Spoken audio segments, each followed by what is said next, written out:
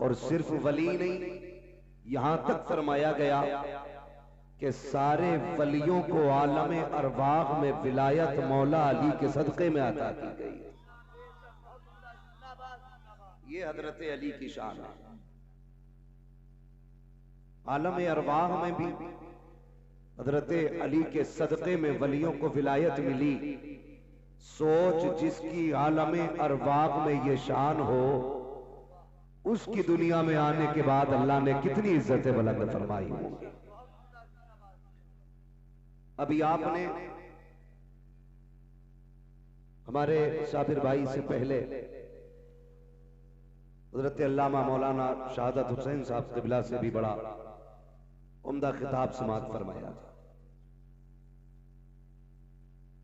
अली अली है।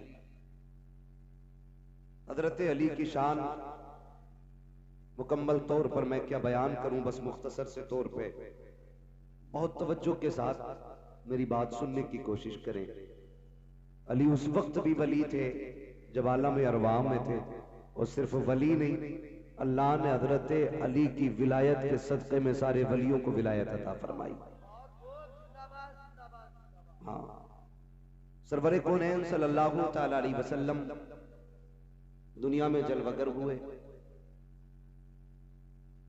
अभी मां के शिकम में थे कि बाप का साया चला गया। दुनिया में तशरीफ लाए, 6 साल उम्र शरीफ थी, मां छोड़ के चल दी। दादा की किफालत में आ गए। उम्र 8 साल हुई तो दादा भी छोड़ के चले गए। फिर जनाब अबू तालिब की किफालत में मेरे सरकार आए, और दादा ने खुद ये इंतखाब फरमाया था कि मेरे बाद मेरे पोते की देखभाल कौन करेगा। बहुत गौर से मेरी बात सुनिएगा। मेरे बाद मेरे पोते की देखभाल कौन करेगा। तो सबकी तमन्ना थी कि हमें मिल जाएं, हमें मिल जाएं। फिर दादा ने कहा कि ये फैसला मैं अपने पोते जनाबे मोहम्मद मुस्तफा पे छोड़ देता हूं, इनका जहां मन चाहेगा उधर चले जाएंगे। अब मेरे हुजूर का इंतखाब देखे। सारे चचाओं में सबसे गरीब चचा जनाब अबू तालिब थे। सबसे गरीब जनाब अबू तालिब थे। बाकी सारे चचा इस इंतजार में थे ये हमारी तरफ आएंगे, लेकिन दादा की गोद से मेरे नबी उतरे, जनाब अबू तालिब की गोद में जाके बैठ गए। गोया ऐलान किया, मोहम्मद अमीरों के साथ सिर्फ नहीं बल्कि गरीबों के घर का मान बढ़ाने आया। गरीबों का मान बढ़ाने आया, और हुजूर अपने चचा के घर में रहने लगे। तवज्जो कीजिएगा, मेरे सरकार की उम्र शरीफ हुई 20 साल।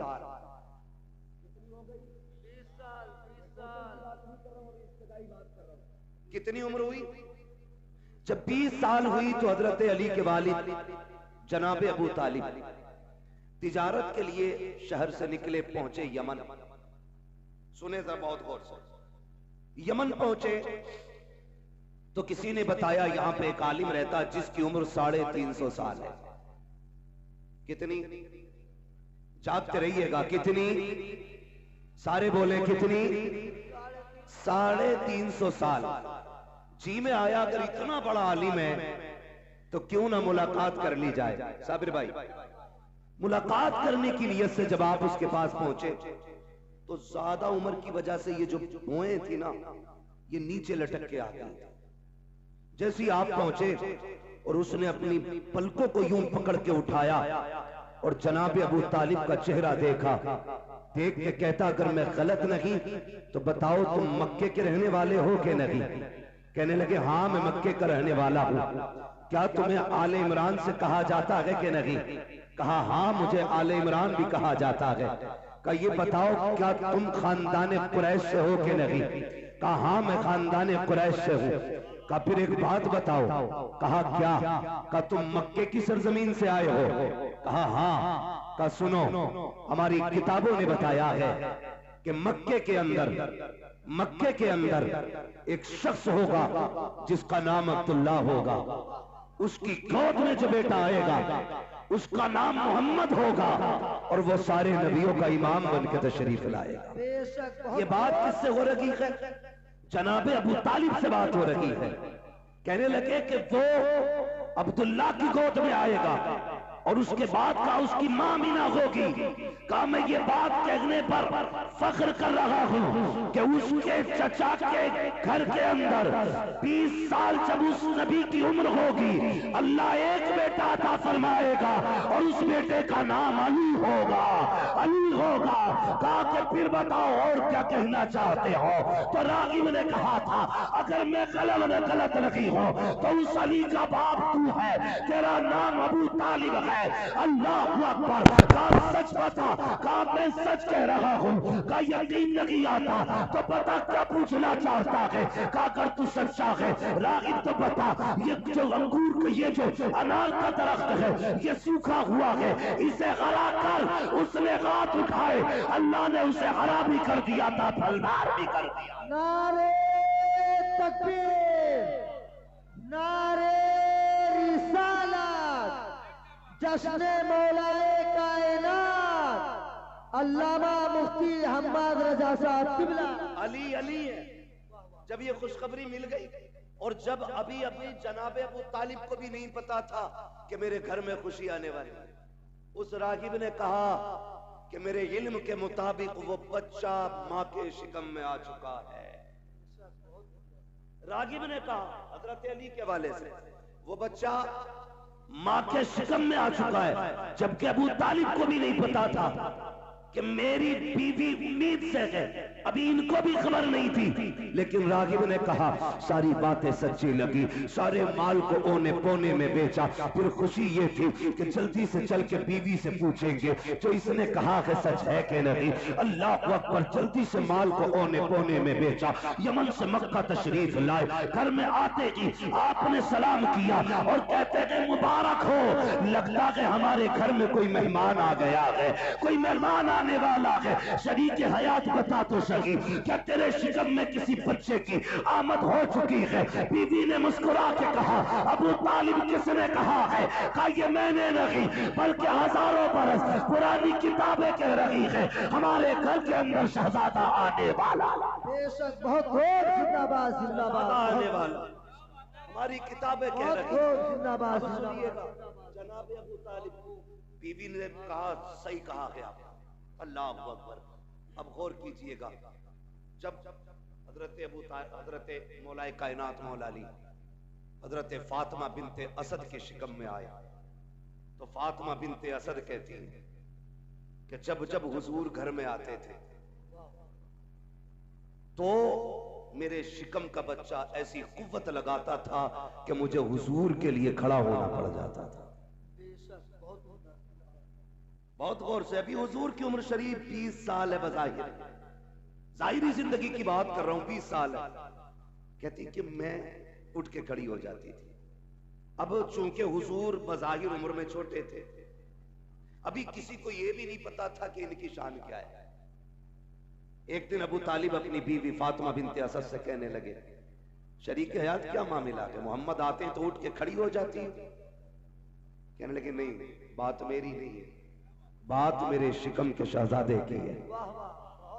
जब वो आते हैं ना, जब वो आते हैं तो फिर मुझे मजबूर कर देता है खड़ा होने के लिए। अल्लाह अकबर। जनाब अबू तालिब सोचने लगे ये बच्चे की पावर है, ये बच्चे की पावर है। आपने देखा जब जब हुजूर आते फातिमा बिनते असद उठ के खड़ी हो जाती।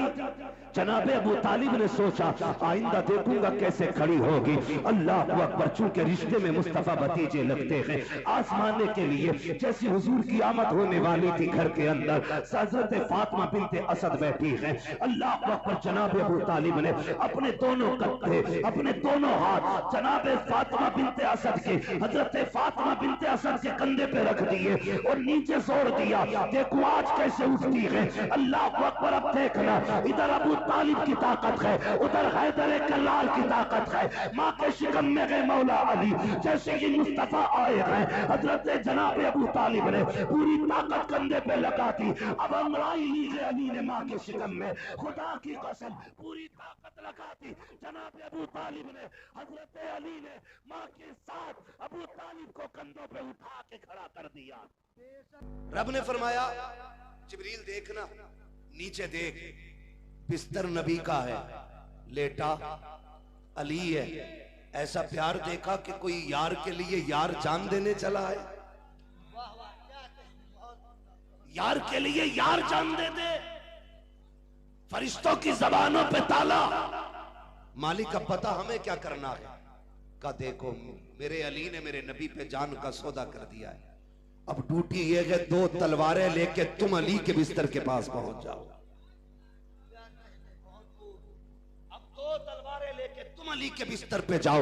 मालिक करना क्या है। का देखते नहीं हो, मेरे अली ने महबूब के लिए जान का सौदा कर दिया है। अब खबरदार मेरे अली के ऊपर एक जरा सी आंच भी नहीं आ जानी चाहिए।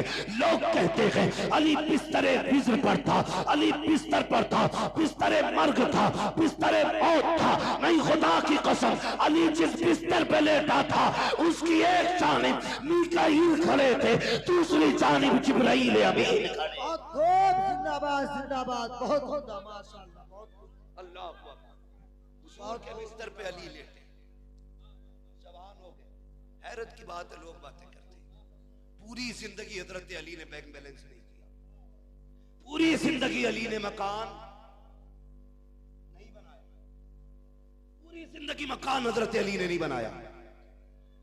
हजरत अनस बिन मालिक कहते हैं ना, एक दिन मेरी आंख में आंसू आ गए जब मैंने शेरे खुदा को मैंने जब कूफे के बाजार में अपनी जिरा बेचते हुए देखा। कहते मेरी चीख निकल गई जब अली ये कह रहे थे, लोगों ये जिरा खरीद लो, ये इतनी बरकतों वाली जिरा है, इसे पहन के मैंने बदरो हुनैन लड़ी है। कहते चीख निकल गई। मैंने अली का वो दौर भी देखा कि कोई जिरा खरीदने वाला नहीं था। खुदा की कसम अली अली है। पूरी जिंदगी मेरे अली ने बिल्डिंग नहीं बनाई, बैंक बैलेंस नहीं बनाया, लेकिन खुदा की कसम देखें अली का मुकद्दर नबी की बेटी के लिए बड़े बड़ों के रिश्ते आ रहे थे, लेकिन हुजूर ने शहजादों का इंतखाब नहीं किया बल्कि शेरे खुदा का इंतखाब किया। बहुत खूब, जिंदाबाद जिंदाबाद, शेरे खुदा का इंतखाब। और कीजिएगा, शेरे खुदा का इंतखाब किया। और आपस में कितना प्यार था। हजरत अबू बकर सिद्दीक और हजरत उमर घेर के बैठ गए। अली यार क्यों नहीं नबी से बेटी के रिश्ते की बात कर लेते। अली कहते हैं यार मुझे हया आती है, मुझे शर्म आती है, नहीं कर सकता। का जाना अली बात कर रिश्ते की। बाग में तीनों टहल रहे थे, भेज दिया समझा के। अली आके बैठ गए, हुजूर की बारगाह में गर्दन झुकी है। नबी ने फरमाया अली कैसे आना हुआ। शर्म से गर्दन झुक गई, कुछ नहीं बोले। फिर फरमाया अली कैसे आए हो, कुछ नहीं बोले। तीसरी बार कहा कैसे आए हो, कुछ नहीं बोले। नबी ने फरमाया कहीं फातिमा के लिए तो नहीं आए हो। क्या तुमसे निहा हो भला, जब ना खुदा की छुपा तुम पे करोड़ों दरूद। हाँ, मेरे नबी ने फरमाया अली कहीं फातिमा के लिए तो नहीं आए हो। अब अली का कितना प्यारा जवाब था। हया से पानी पानी हो गए। कहने लगे हुजूर मुझे उन्होंने भेजा है, हुजूर मुझे उन दोनों ने भेज दिया, मैं आ गया। फरमाने लगे अली हया न कर, अभी जिब्रील ने आके बताया है कि रब ने तेरा रिश्ता मेरी फातिमा ज़हरा के साथ कर दिया। सुभान अल्लाह, बहुत खूब, जिंदाबाद। अब जरा तवज्जो कीजिएगा। अली अली हजरत तवज्जो फरमाए, दुआ की दरख्वास्त। अली अली जिब्रील ने बताया करके तेरा रिश्ता मेरी फातिमा के साथ तय हो गया है। उठ के चलने लगे। जानते हो जब उठ के चलने लगे, जिब्रील कहते महबूब किधर जा रहे? कहा मैंने अभी फातिमा से बात नहीं की, मुझे अपनी बेटी की राय भी लेनी है ना। गौर करना मेरे भाई जो बात कहने लगा हूं, दीन समझने की कोशिश करें।